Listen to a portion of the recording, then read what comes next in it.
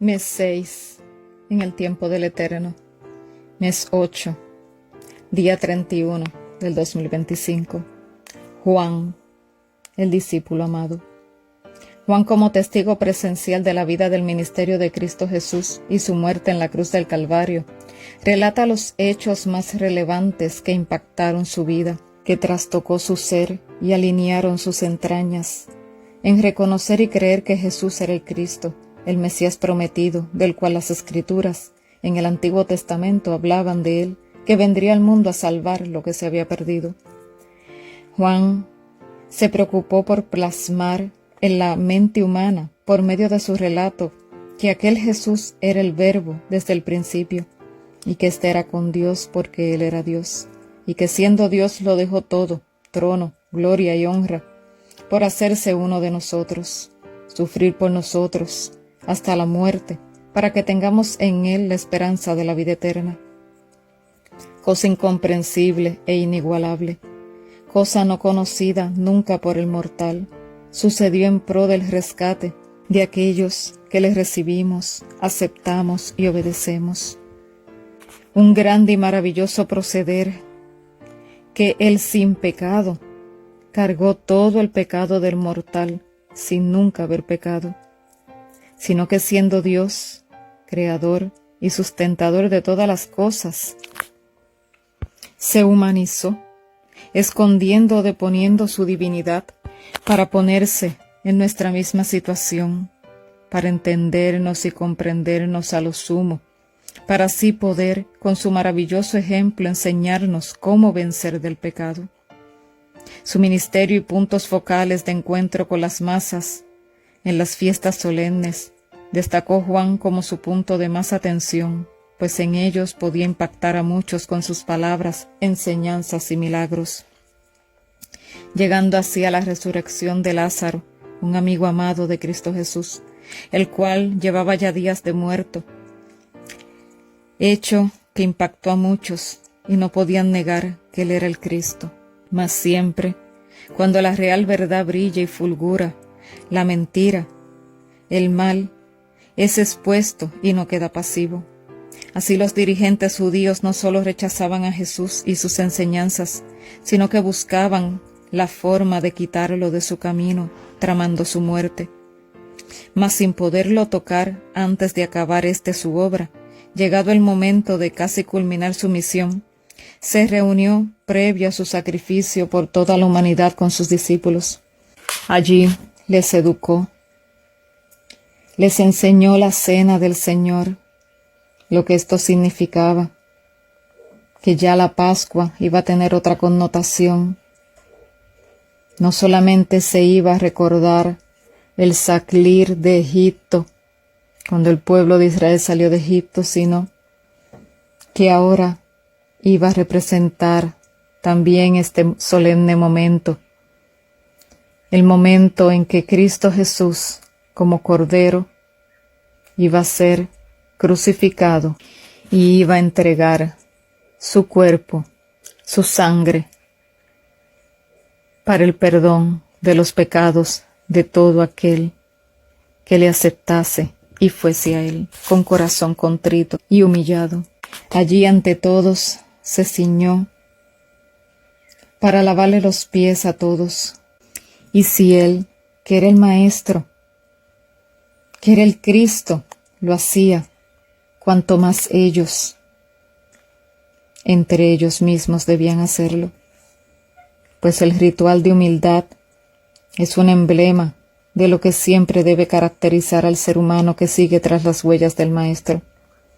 Allí expuso ante todos al traidor, mas cuando la mente humana es nublada por propios pensamientos, los rayos de luz esclarecedores no pueden penetrar.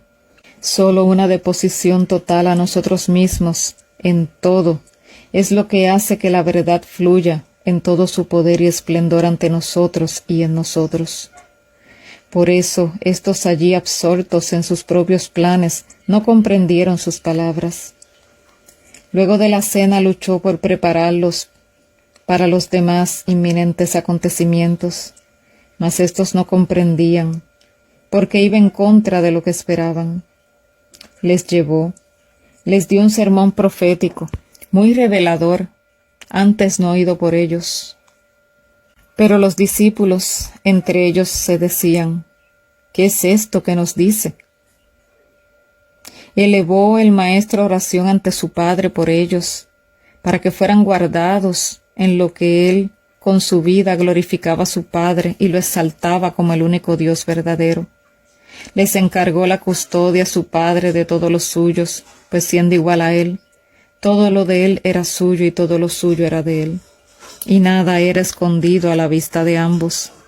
Le pidió a su Padre que los guardase, pues como él fue enviado al mundo, él los envió a ellos, mas aunque en el mundo estaban, no eran del mundo, pues su lugar permanente era ya en la patria celestial, y no porque iban a estar allá en ese momento, sino que la bendita esperanza de salvación ya estaba plasmada en ellos.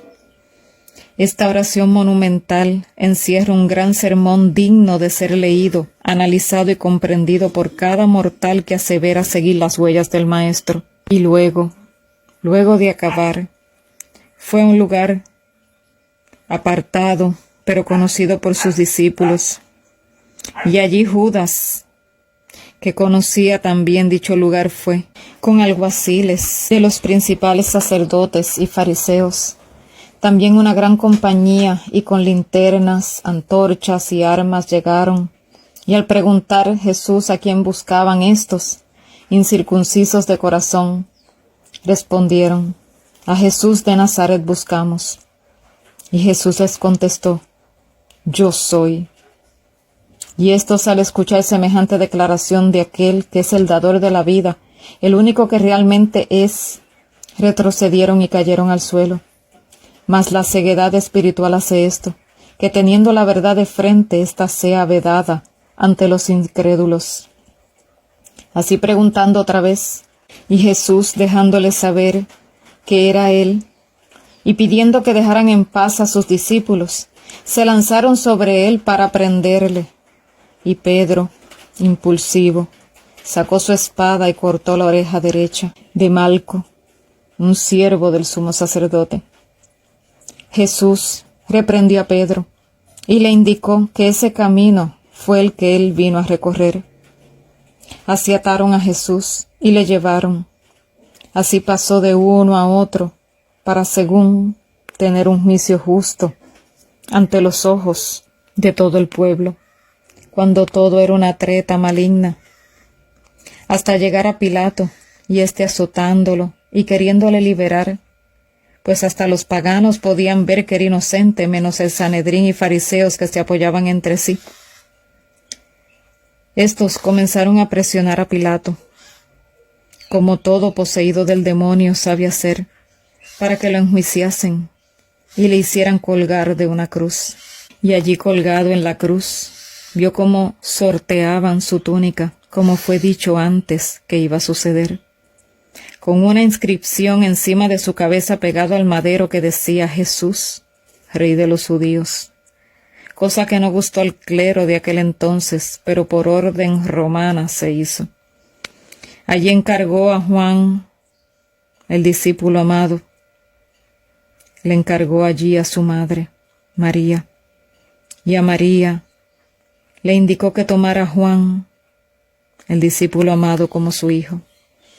Allí expuso a tener sed, pues ante el dolor agudo el cuerpo pide agua, pero le dieron vinagre, acercándoselo a su boca con una esponja, el cual no tomó, y exclamó, consumado es. Así pues, como aquel día era preparación de un gran sábado, tenían que bajarlo antes a él y a los que estaban allí, a los lados de él, que también habían crucificado aquellos dos ladrones. Y a los demás, a los ladrones, le quebraron las piernas, mas a él no, pues ya estaba muerto. Así comprobaron esto con una lanza que un soldado usó para lacerar su costado, del cual salió agua con sangre. Así se cumplió en todo lo antes dicho por los profetas sobre el Mesías y lo que debía suceder con él. Así pues José de Arimatea fue y tramitó el permiso de su entierro y le fue concedido, y Nicodemo le ayudó, y lo prepararon para la sepultura a toda prisa, pues el día de los judíos de preparación era. Mas el sepulcro estaba allí cerca. Mas llegado el primer día, siendo aún oscuro, María Magdalena vino al sepulcro, y la piedra ya estaba removida, y corrió a avisar a otros, y éstos no le creyeron. Pero Pedro y otro discípulo fueron corriendo a ver, y vieron todo, y no le encontraron, porque todo allí estaba vacío. Jesús, el Mesías, les había hablado sobre esto, y ahora veían allí la tumba vacía, mas aún así no entendían lo que había sucedido, y así cada uno se fue triste a su lugar. Pero María Magdalena se quedó llorando junto al sepulcro, y allí le fue revelado lo que había acontecido. Y cuando le fue revelado, salió corriendo a contarle a los discípulos, y antes de terminar ese día, pero casi rayándose, le apareció a puerta cerrada a los discípulos Cristo Jesús, y los saludó como de costumbre. Paz a vosotros. Y le dio soplando sobre ellos el Espíritu Santo. Pero Tomás no estaba allí. No vio nada, pero los demás le contaron. Pero él no creyó. Mas 8 días luego, reunidos todos, y Tomás estaba allí con ellos, Jesús se apareció. Entonces éste pudo tocar y creyó, por lo cual Cristo Jesús le reprendió. E hizo señales ante ellos, para que fuera notorio sin dudas de que era Él el que había resucitado. Así, también, en alta mar, pescando algunos, Jesús parado en la orilla les preguntó por comida, y éstos no habiendo pescado nada, Él les indicó qué hacer para que pescasen, y así hicieron y llenaron sus redes. Pedro se tiró al mar cuando se dio cuenta de que era Cristo Jesús, porque Juan, el discípulo amado, le reconoció y le reveló a todos que era el Mesías. Y cuando todos llegaron, ya el Maestro Cristo Jesús les tenía pez asado y pan para que comiesen, y les indicó traer la red, y contaron el producto de la pesca, y con todo y la cantidad que era, la red no se rompió. Así por invitación del Maestro comieron. Así por tercera vez, luego de resucitar, se les mostró, y allí frente a Pedro, por 3 veces le dijo: «Pedro, ¿me amas más que a estos?» Y Pedro le contestó: «Sí, Señor. Sí, Señor, tú lo sabes todo, tú sabes que te amo». Entonces Cristo Jesús le dijo: «Apacienta mis ovejas». Y allí le reveló el porvenir a Pedro.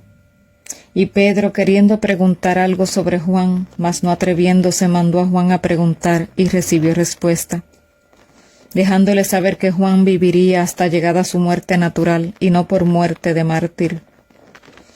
Mas le agregó: «¿Y a ti qué? Tú sígueme», dejándole saber que lo importante es seguirlo, y las consecuencias se le deben dejar a él, y él sabrá dar a cada uno su recompensa de salvación y vida eterna.